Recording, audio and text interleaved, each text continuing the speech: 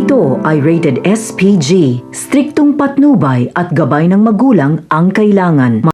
Isang mapagpalang araw, mga kapamilya. Humanda na ang mga gerero dahil sa buweltang ito ni Tanggol. Matapos makalaya si Tanggol dahil sa tulong ni Don Julio ay hindi na nga nagtagumpay si David na matuluyan ito. Napansin kasi agad ng mga tauhan ni Don Julio at Franco ang nooy nakapwesto na si David, kaya naman mabilis na kumaripas ng takbo si David.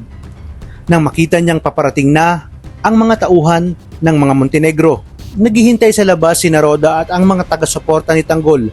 Buong akala ni Miguelito at Roberto ay tuluyan na nga nilang masisiraan itong si Tanggol. Yung pala, ang basag na mukha ni Tanggol ang siyang lalong sisira sa kanilang pangalan.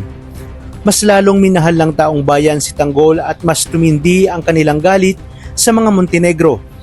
Ngayong panahong eleksyon umano, lumalabas kung gaano sila kadumi, mamulitika.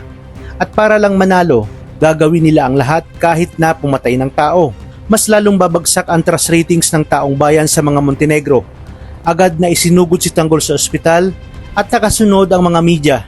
Sinabi ni Roda kay Tanggol na dapat ibulgar sa media ang buong katotohanan at kung gaano na lamang kadesperado ang mga gerero na pabagsakin si Tanggol. Kaya naman, nagbigay ng statement si Tanggol at inilahad ang lahat.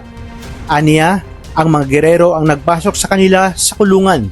Pinagbintangan siya na pinagtangkan niya umano itong si Miguelito.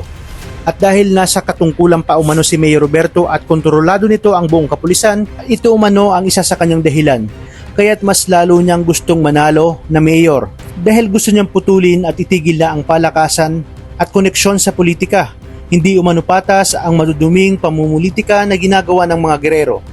Napanood naman ito ni Roberto at hindi napigilang sapukin itong si Miguelito dahil palpak nga ang ginawang plano. Hindi nga lang ito dahil mainit-init pang balita ang makakarating sa mga gerero kung saan ang bunsong anak ni Roberto na si Erica ay naroon sa nangyaring raid na pinamumunuan ni Colonel Romero. Maging anak ni Olivia na isang gerero na sa Inigo ay sangkot din. Dahilan kaya't mas lalong masisira ang pangalan ng mga gerero. Wala nang nagawa si Colonel Romero nang malaman niyang nandun pala ang anak ni Mayor dahil nakaabang na agad ang mga media. Kaya naman para kay Tanggol, digital na ang karma sa mga gerero.